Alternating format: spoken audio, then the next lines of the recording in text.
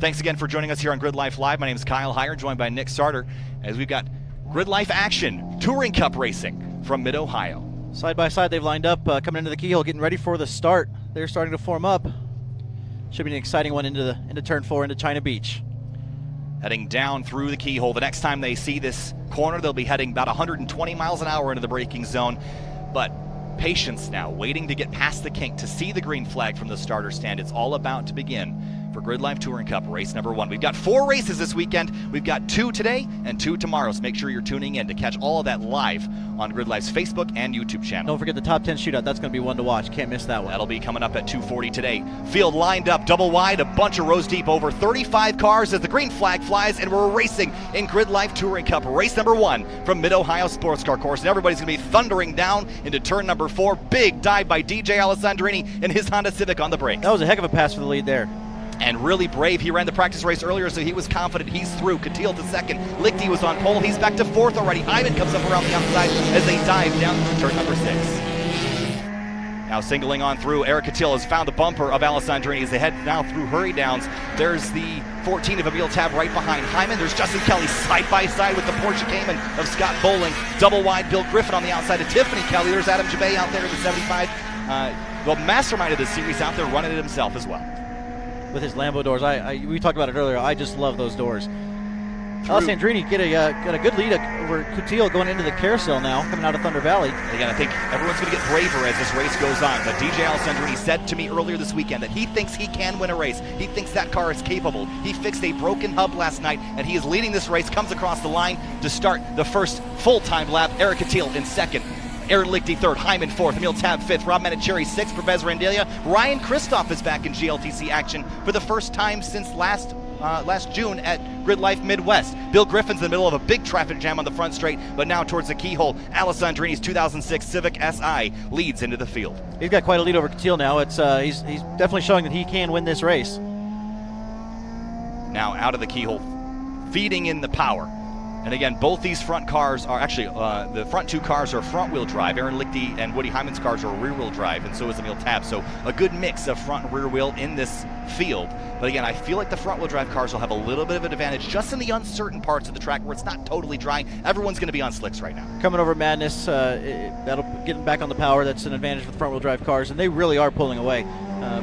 Got Lichty trying to catch up to Coutil, probably about a second or so back right now. We'll wait for them to come across the timing loop and confirm that. Emil Tab working over Woody Hyman in the BMW M3 down through turn number 6. You see that there as he pops out, drifts out all the way to the edge of the curbing. Now you see them using a little bit of the curbing here, so it must be dry enough that they feel confident. Tom O'Gorman, remember, he started 12th. He came across the line in 8th, so he's already up 4 spots. That yellow number 94 is going to be flying here. And Andrew Work in the bright orange Civic is charging through the field right in front of Sally McNulty and Tiffany Kelly. They're having a good midfield fight right now. That's about for 17th spot. So there's going to be fights first. There's going to be fights for 15th. There'll be fight for 30th. They're all going to be good. Across the line for the first official time lap, DJ Alessandrini across the line. About a half a second back is going to be Eric Coutil. 0.609 before Aaron Lichty comes across the line. 3rd. And a good fight behind Justin Kelly's red FRS as he comes out of the final corner. Scott Bowling in the 722 has got Ben Dozman in the number 0 RSX up the inside for turn number 1. We'll see if he can complete that pass down there if they're going to run side by side. Yagalo car is now coming across the front straight, trying to make some passes coming out of the carousel. But it's still Alessandrini. Cool, collected, and tidy. He's got new rotors on that car, new hub on the left rear. That car is going to be very hard to beat with him out front.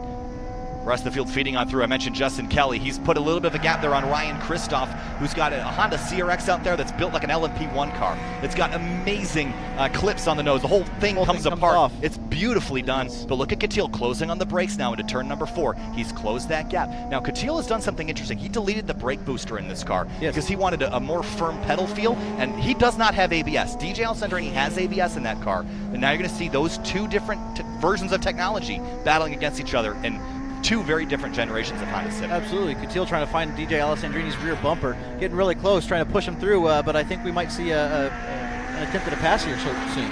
Yeah, and Catil is a very aggressive race car driver. He's very experienced. He's got some of the most starts that we've seen in this series. He's also got the second most wins in the series as well. So he's been around the block a few times and chasing Alessandrini. Now the question is, does Alessandrini's motor have the power it needs? It's a K20 versus a K24.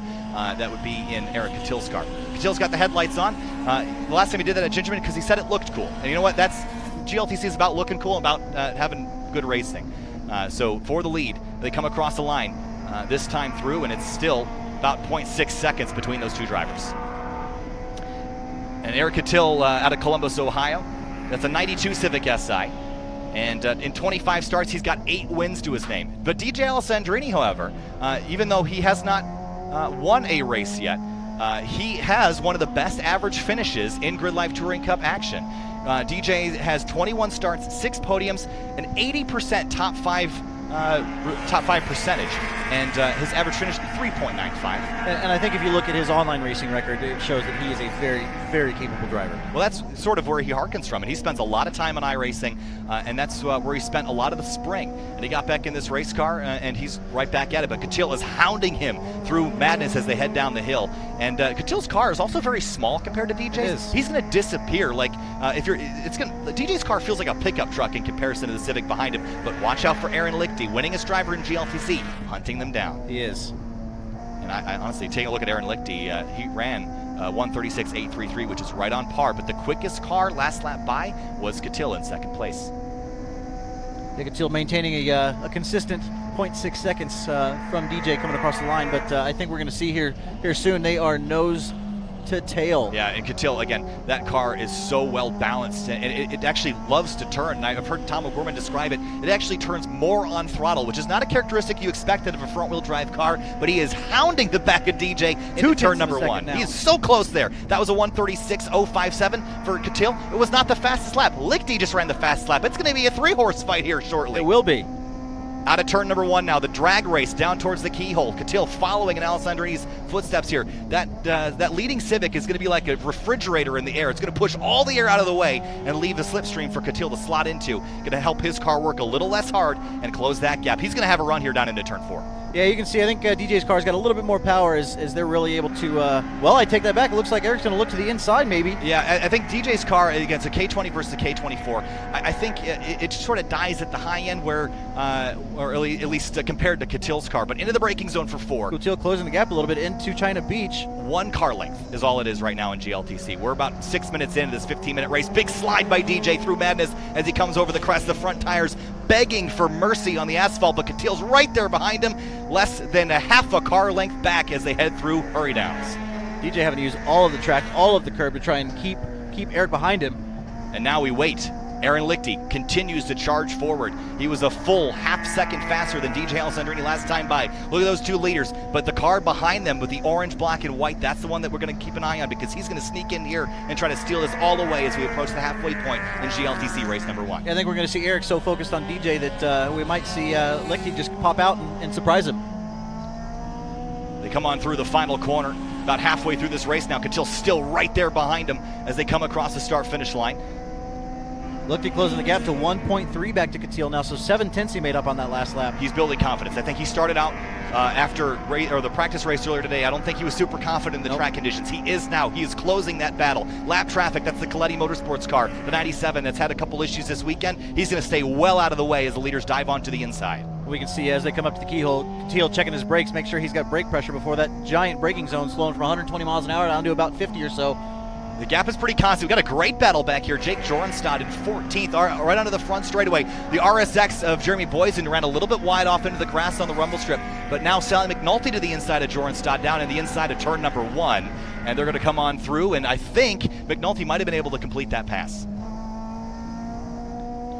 Alessandrini getting a bit of a run out of the keyhole on Catil, but Catil's car really, really excels in these back sections, all the way from China Beach all the way to the exit of Thunder Valley. It really seems like that middle sector is where the strength is for that car, and DJ, it seems like he's a little bit better through this final sector where he's gaining all his time back. But Lichty's, he's right there, man. He's closing all in. Sectors, yeah, and I think it's working to DJ's advantage because that's the part where it's easy to keep somebody behind you back in that sector too.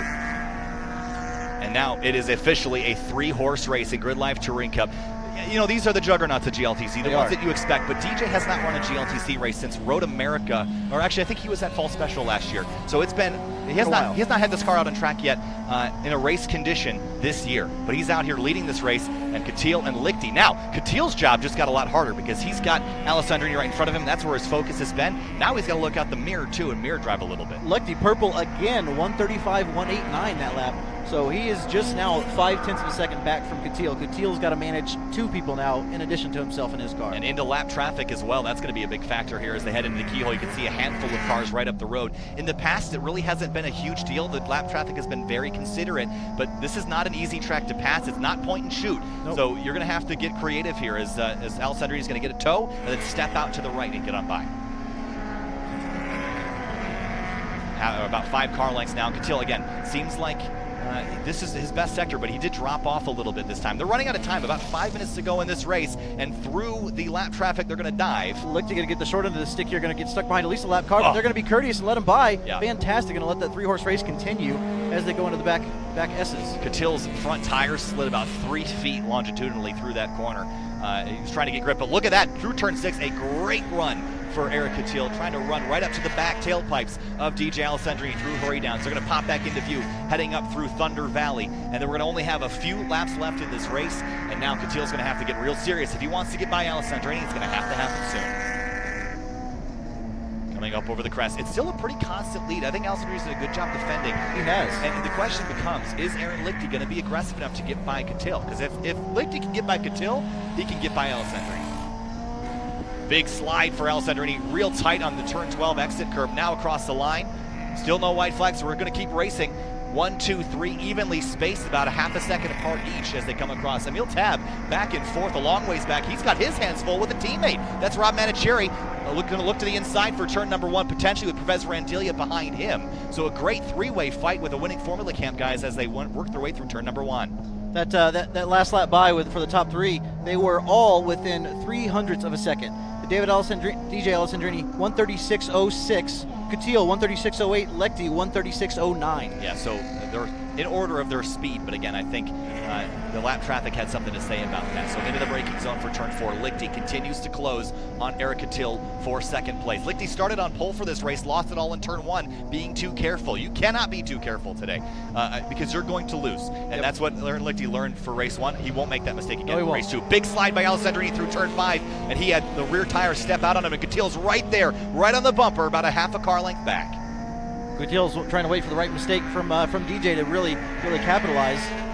Up over the crest into hurry downs now. Katil is a very calculated race car driver. He's very skilled. He will put that car in a hole that is 3 feet too small, and he will make it work because that car is small enough where he can put it anywhere he needs to put it, and he's good at it, and he will do it.